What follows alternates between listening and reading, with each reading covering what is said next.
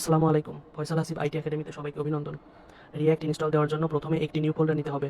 New ফোল্ডারের মধ্যে গিয়ে VS code open করতে হবে। ভিএস কোডের একটি নিউ টার্মিনাল নিতে হবে।